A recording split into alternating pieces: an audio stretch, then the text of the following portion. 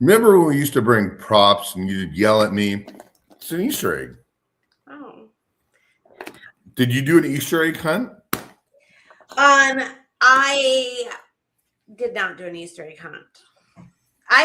You have little kids. My daughter is the only one left at home, and so she has little brothers. So I send her to her dad's house for Easter, actually for all holiday. You want to hear something so sad? I sent my daughter to her dad's house for the majority of the holiday, right? So she could spend it with family and brother. And I just spend almost every holiday by myself. Oh man, just bringing the Easter joy here. But it's a great thing as a mom. It's a tough decision, but I get where your head's at. Yeah, I'd rather her be able to spend time with her family, and we spend a lot of time. We're together all the rest of the time. So.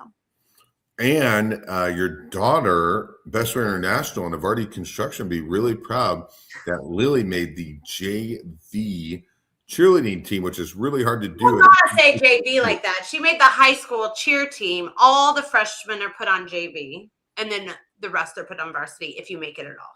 Because there's freshman teams that they cheer for, and then junior, senior. So the JV is just the freshman team. But yeah, they cut over 40 girls.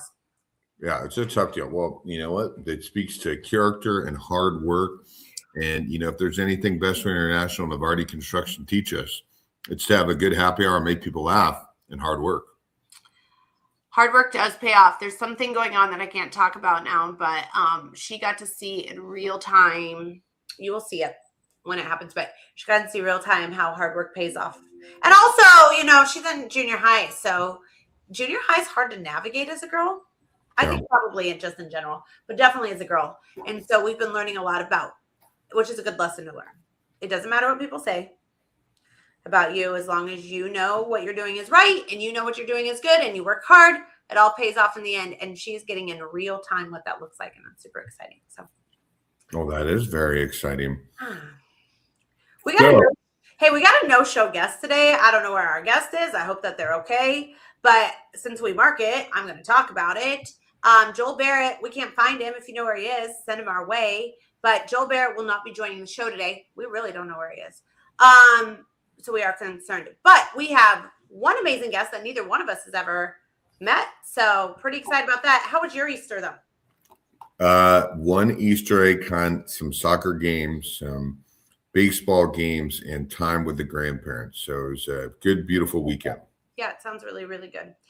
Awesome. Okay, well, if you are watching us on Facebook, YouTube, or LinkedIn, I got a notification right when we're getting on multiple things, just because of how my job works. YouTube is having some API issues today, so you're probably not watching us on YouTube.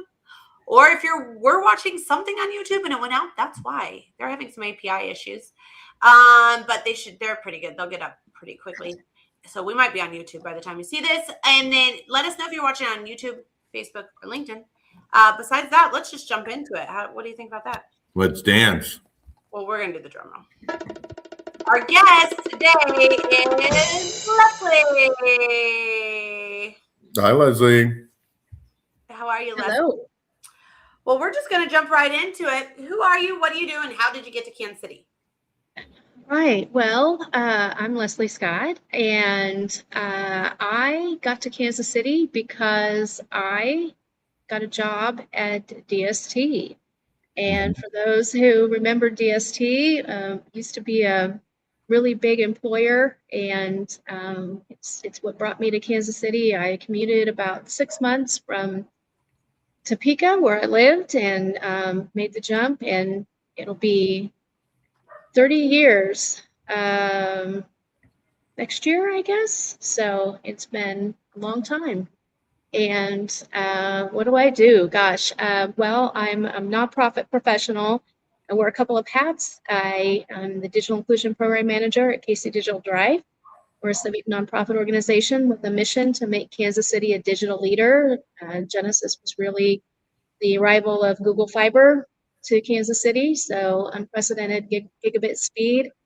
And we were here to start doing work around that arrival, and really joined the team when the pandemic hit, and we realized a lot of people didn't have internet service at home or couldn't afford it anymore. And also, during the pandemic, I founded a nonprofit organization called Reuseful, and we're a sustainability focused organization. We do a few things. We have a donation matching platform that helps people with still good stuff find nonprofit organizations, schools, or churches that can put it to good use. We also do repair cafes, so you can bring your broken lamp, torn clothing, a small appliance that stopped working, and we have volunteers who are amazing and have skills I don't have, and we'll try to fix it for free for you. And then we have our undumpster days, which are one-stop donation collection events where we bring together some of our charity partners in a big parking lot, and we accept your still good stuff that helps our charity partners help more people in the community, and also pets. So lots of things that we do, and it's all around trying to keep things out of the landfill and in use. Okay, I have some questions. You said you're on the one thing. You said you originally came when Google Fiber came, right? So, is it true that once they kind of like Kansas City was this is what I've heard. So I just always wondered if this was true. Kansas City was kind of a test market, but then they didn't decide to go into other markets after that. Well, Kansas City, Kansas actually was the very first Google Fiber city in the whole country, but they kept expanding after Kansas City. So they still are expanding? Yeah, I think that they're getting ready to move into Lawrence, is the last I heard, and they're continuing to expand in the market. I think that they just spun it off and were acquired. So you can Google that, ironically, and find out more information about that. They are now going to be officially known as G Fiber, but if you're interested in learning more about that, I would just suggest checking out their website and announcements about that, because they are they've put out some information to talk about what it means. Okay. Mm-hmm. So you mentioned 30 years ago, DST. What was the organization you learned the most what to do? And what was an organization that you had the most fun at? Boy. Well, when I was an undergrad, I thought I would graduate and go work for a nonprofit organization. I guess I technically did. I worked for a trade association and then a professional association, neither of which were a great fit for me. And so I went back to grad school, and also aging myself a bit, I did my reporting to class as an undergrad on a Selectric 2 typewriter. Huh. So all the ads, the job postings in the newspaper mentioned PageMaker. I don't know if you all remember PageMaker. You might not even have been born when PageMaker was big, but obviously didn't know anything about it. It was kind of the first big desktop publishing program. So I went back to grad school, to KU, to the William Allen White School of Journalism and Mass Communications, and really tried to level up my skills, modernize myself. And I thought I would go into nonprofit work after that. And that's when I ended up at DST. And it was really interesting because as an undergrad, initially, I thought I was going to go into teaching. Then I moved over into communication studies, which is basically Washburn's journalism degree. So I became a technical writer and kind of married the two things. So that was really probably the most interesting initial profession I could have, because it combined a lot of things. I worked in some big IT shops, so DST, and then went on to Block. So I learned, they don't do this anymore, but I learned that they increased their prices when they had bigger volumes at their tax preparation locations. So that was an interesting bit of, I don't know, corporate information. So, then I went to Sprint after a while, after I had a disastrous time as a co-owner of a small business. That's a show all of its own. And really found that it wasn't enough for me to help a corporation make more money every day. I was in the marketing department. So that's when I went back to grad school again, got a master's in public administration and nonprofit management, and finally moved over into the nonprofit field. So, I think lessons were really that profit doesn't drive me. I really need to feel like I'm making a difference in the community, and I've had some great experiences there.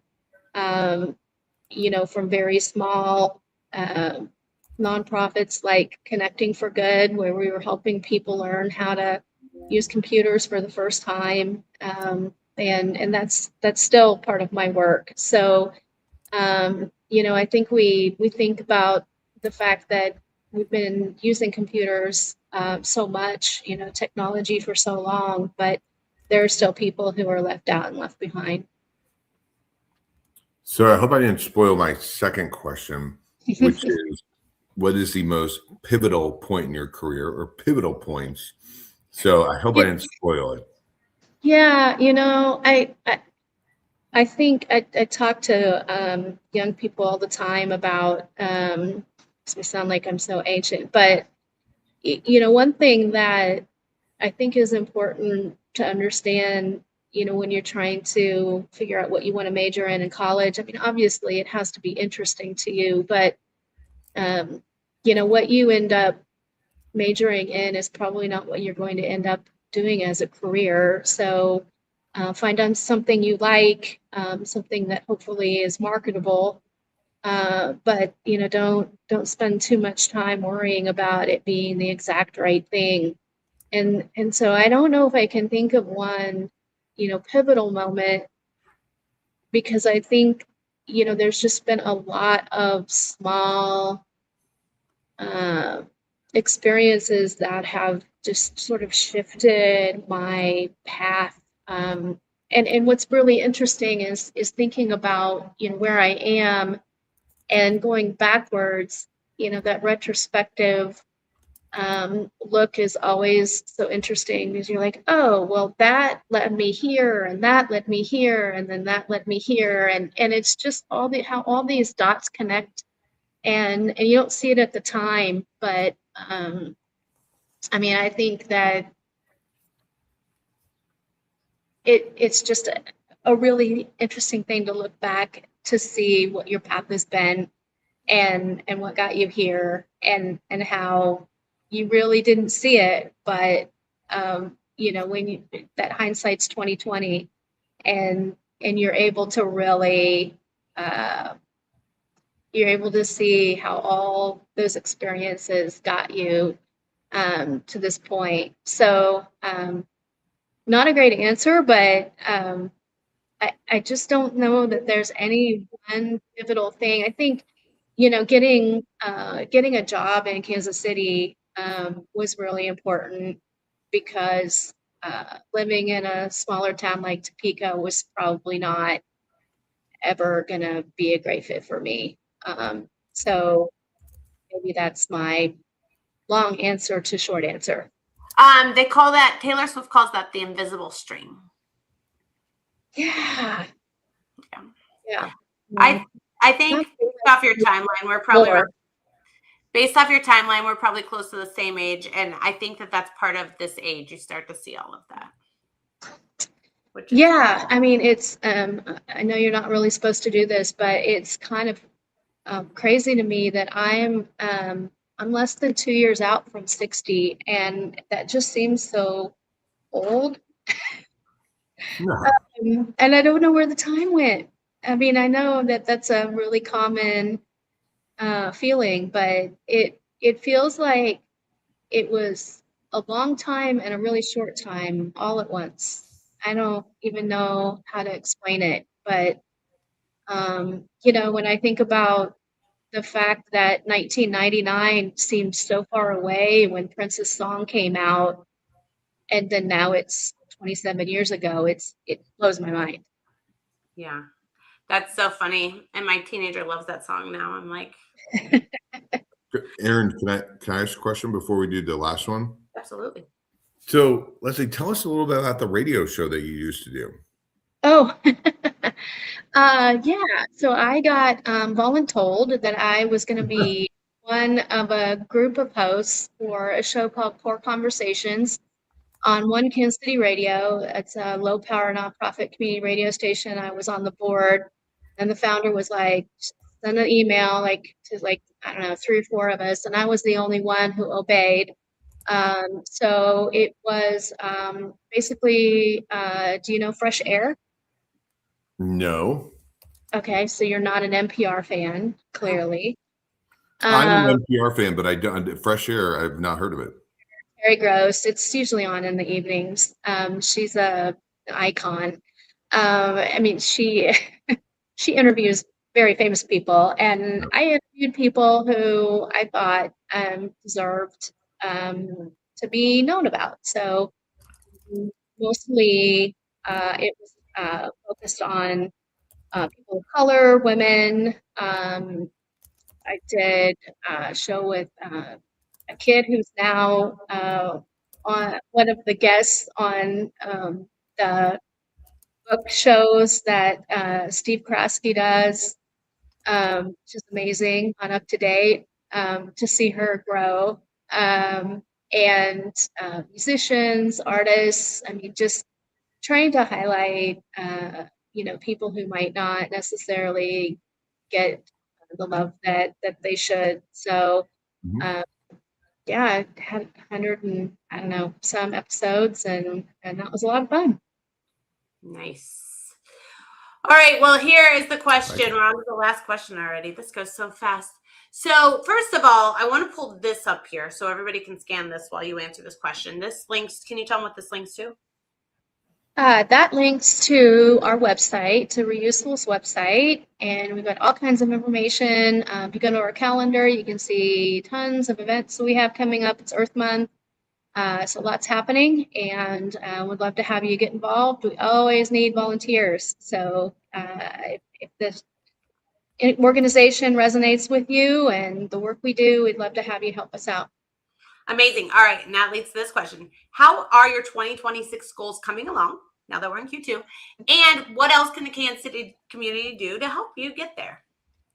Yeah, so we were really fortunate to get a grant from the MARC Solid Waste Management District grant program. It's enabled us to do a lot of great work and do a lot of the events we have coming up and offer the services we have. We're getting ready to apply again, and I think hopefully expand. So expanding was really one of my goals.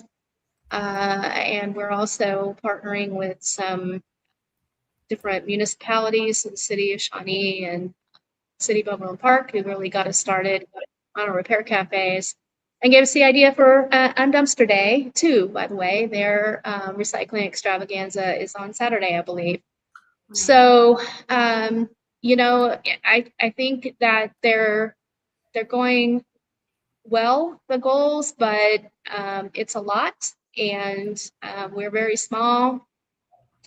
And so would love to have, people who are interested in this work, just get on board. I think we're really looking for people who want to help take us to the next level. And a lot of that is about helping to spread the word about the work we do. So we need brand ambassadors. So if that's of interest to you, definitely just hit us up on the contact us on our website and let us know.